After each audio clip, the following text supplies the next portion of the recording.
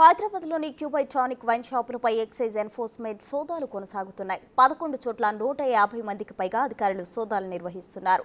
4 గంటలకు పైగా కొనసాగుతున్న ఈ సోదాల్లో భారీగా అవకతవకలు జరిగినట్లు గుర్తించారు. అంతేకాదు వైన్ షాప్ పర్మిషన్తో ఇతర పదార్థాలు అమ్ముతున్నట్లు కూడా గుర్తించారు. విదేశీ లిక్కర్, ఎంఆర్పీ రేట్లు, డిపోల నుంచి వచ్చిన స్టాక్ లిస్ట్, రికార్డులను అధికారులు పరిశీలిస్తున్నారు.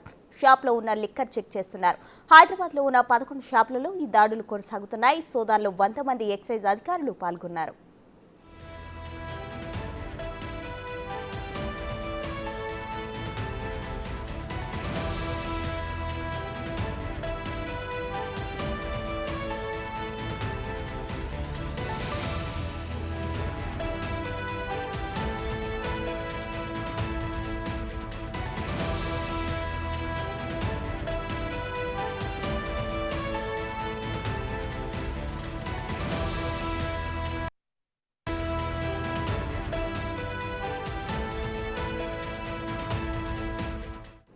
ఇక క్యూబై టానిక్ షాపుల్లో సోదాలకు సంబంధించి మరింత సమాచారం మా ప్రతినిధి సురేష్ అందిస్తారు. చెప్పండి సురేష్.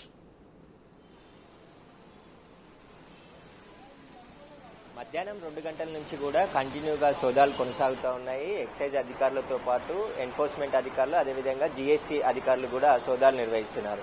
మెయిన్ బ్రాంచ్ అయినటువంటి జూబ్లీ హిల్స్ రోడ్ నెంబర్ 36లో ఉన్న టానిక్ ఈ షాప్ పైనే లైసెన్స్ తీసుకున్నారు. దీంతో పాటు 10 అదనంగా షాపులు నిర్వహిస్తున్నట్టు గుర్తించడం జరిగింది. మొత్తం 11 షాపులలో కూడా ఈ సోదాలు కొనసాగుతూ ఉన్నాయి. ఇటు జీఎస్టీ అధికారులతో పాటు ఎక్సైజ్ పోలీసులు కూడా, సంబంధించిన లోకల్ పోలీసులతో పాటు సెంట్రల్ ఆఫీస్ నుండి వచ్చిన ఎక్సైజ్ అధికారులు కూడా సోదాల్లో పాల్గొనడం జరిగింది. దీనికి సంబంధించి అవకతవకలు భారీగా గుర్తించినట్టు తెలుస్తుంది. ఎందుకంటే స్టాక్ కు సంబంధించిన నిలువ ఎప్పటి నుంచి ఉంటుంది, ఎప్పటి నుంచి డిపో నుంచి తీసుకొచ్చారనే పూర్తి వివరాల రికార్డ్స్ అన్నిటిని కూడా పరిశీలిస్తున్నారు. అయితే మొత్తం ఎందుకంటే దాదాపు పెద్ద మొత్తంలో ట్యాక్స్ ఎగ్గొట్టినట్టు ఆరోపణలు ఉన్న నేపథ్యంలోని ఎక్సైజ్ అధికారులతో పాటు జీఎస్టీ అధికారులు కూడా వాటి రికార్డ్స్ ని పరిశీలిస్తున్నారు. ఉదయం నుంచి కూడా జీఎస్టీ అధికారులు మొదట వచ్చిన తర్వాత రికార్డ్స్ పరిశీలించారు. కానీ ఇప్పుడు ఎక్సైజ్ అధికారులు కూడా లిక్కర్ కు సంబంధించిన స్టాక్ నిల్వలన్నిటిని కూడా పూర్తిగా క్షుణ్ణంగా పరిశీలిస్తున్నారు. ర్యాక్ టు ర్యాక్ చెక్ చేసి రికార్డ్స్ అన్ని కూడా రాసుకోవడం జరుగుతుంది. కాబట్టి సోదాలు జరగడానికి ఇంకా టైం పడుతుందని చెప్పేసి కూడా అధికారులు చెప్తున్నారు.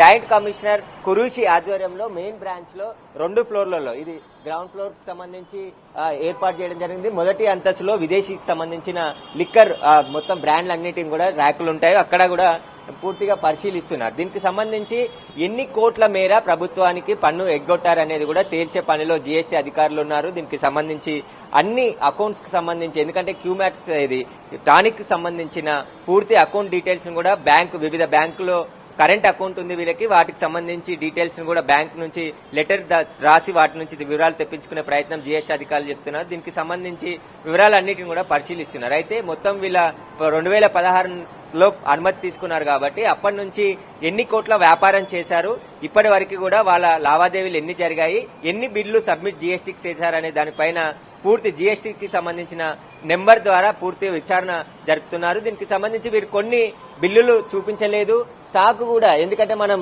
దీంట్లో దాదాపు స్పెషల్ పర్మిషన్ తోని స్పెషల్ జీవో ద్వారా ఈ వైన్ షాప్ కి అనుమతులు తీసుకున్నారు. కాబట్టి దీనికి కొన్ని స్పెషల్ కండిషన్లు కూడా ఉంటాయి.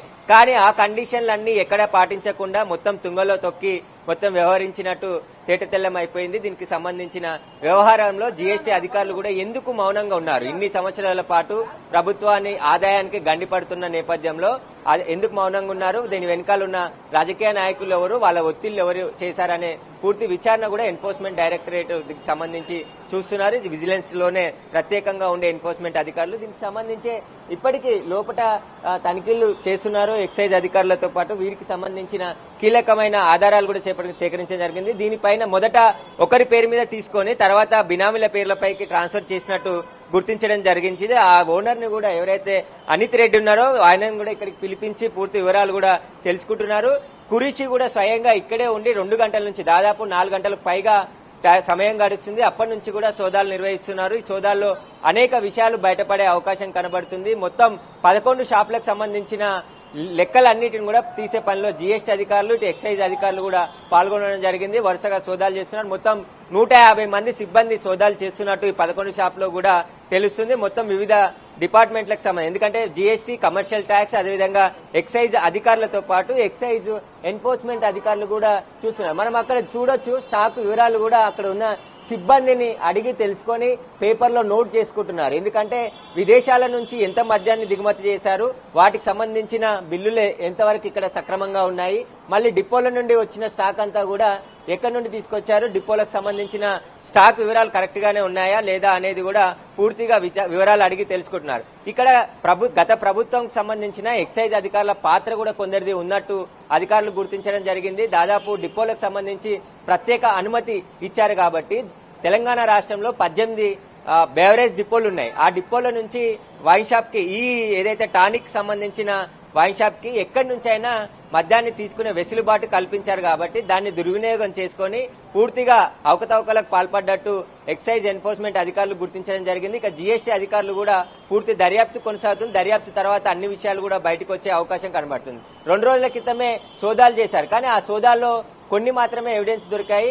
కానీ ఈ రోజు పూర్తిగా ఏకకాలంలో 11 షాపులకు సంబంధించిన రికార్డ్స్ తో పాటు ఇక్కడ ఉన్న సీసీ కెమెరాలను కూడా పరిశీలిస్తున్నారు. నెల రోజులకు సంబంధించి సీసీ ఫుటేజ్ అంతా కూడా పరిశీలిస్తున్నారు.